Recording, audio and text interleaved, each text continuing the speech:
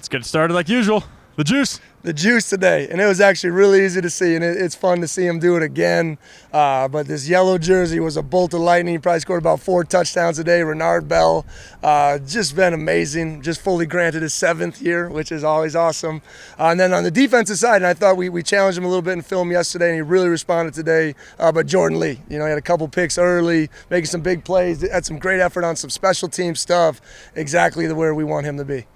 Just talking about that, you guys, it seems like just come out punching, get 3 picks early on and then 4 touchdowns. I mean, you loved seeing that right away, coming out with a little bit of fire. Well, here's the best part, Jamie, is that this is the last week of spring ball, and these guys are competing their tails off. And that's exactly, it's one of our core values. We talked about it yesterday in the team meeting, but it just shows their heart, their passion, and their want to get better as a group. And, dealing with adversity, both sides of it, I thought these guys really responded. It was great to see today. Got a bit of a bizarre one for you here, but, just kind of noticing some of the helmets out there. It seems like there's kind of a new age style of helmet. Are there certain helmets that guys prefer? They all kind of wear the same thing. It looks like an astronaut helmet. Right? I'm going to be honest with you. It's the biggest thing I've ever seen, but it's so light. So we got a couple trial helmets that guys are working through, like Brock Dew, Francisco, a couple of the other guys. But to me, it's like a space shit helmet. It's just like, what in the world is going on here? But they love it. Have you been able to look at the Catapult numbers and see who's kind of the top speeds in the team right now? Yeah, we track that every day. Now, I look at it more for like load stuff, but it's amazing when you see like Renard's stuff and what he can do. And in pads on, hitting 19 plus is very impressive. Strib, when he opens up down the field. KFD is one of our consistent guys that always has our most speed as far as Catapult numbers on the defensive side. And if Armani Archie was out here, he might be the fastest guy in the team. Do you know what the top speed overall has been so far? So we got with pads on, I think it's about 19.6. So. And who was that? I'm not exactly sure who it was. Can I check with you again on Thursday? Yes, I will do that. I will do that for you.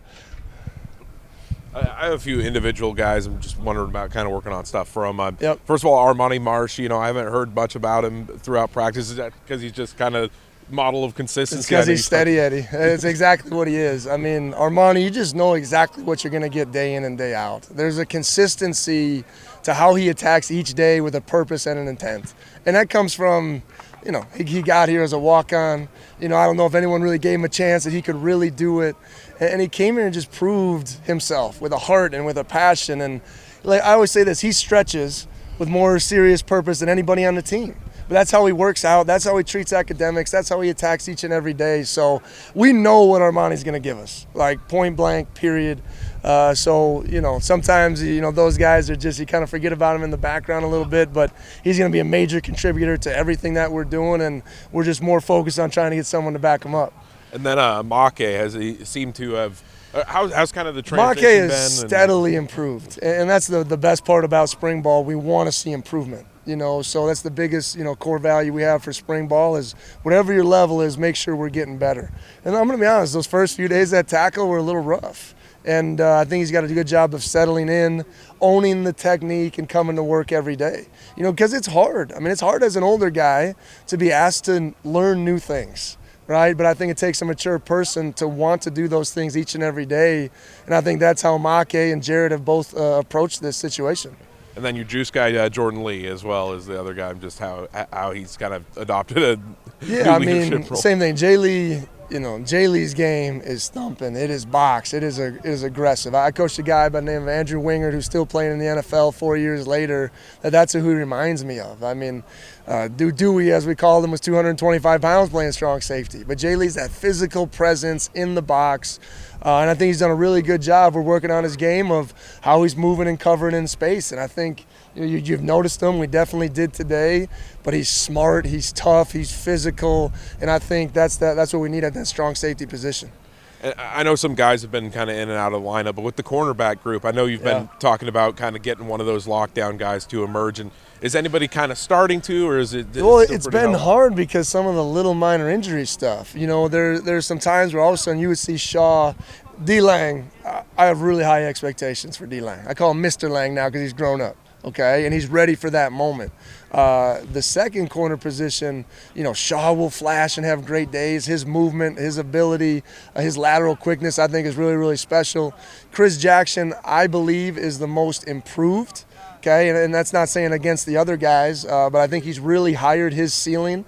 I think he's taken the off the field stuff more seriously. His nutrition's great, and he's been doing really, really good. And then he kind of had a little groin thing, and then KFD we continue to challenge. So it's a good competitive group, and those guys know they got to bring it each and every day.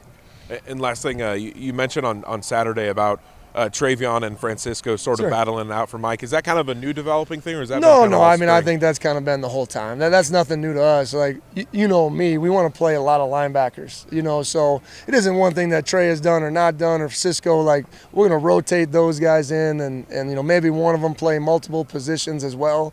Just like last year, Justice and Trey kind of locked down the mic, and Jihad played the majority of snaps at the will with Kyle. So there will be a rotation, and I just love competition, period. And I think those guys know it and understand it, and they'll never let each other settle, and they make each other better just with that type of mindset. Actually, I did have another thing. You talked about Saturday was going to be the separator for some stuff, especially the backup quarterbacks. Anything after assessing film that, you kind of made a little bit of a decision on? No, and there won't be any decisions made, but I think it kind of controls some reps, really going forward. And, I think the guy that continually stands out at the backup spot is Emmett Brown, and just his maturity, his command. There's a couple throws that he made on Saturday with some deep comebacks. Now he just needs to navigate the pocket just a little bit better. Those are some little things that we're working on his game, but his command has gotten better. And then X is probably his best day of just being a little bit more efficient, but there's just those little moments we need to take charge of and learn from. And I think he also did a good job responding to that today.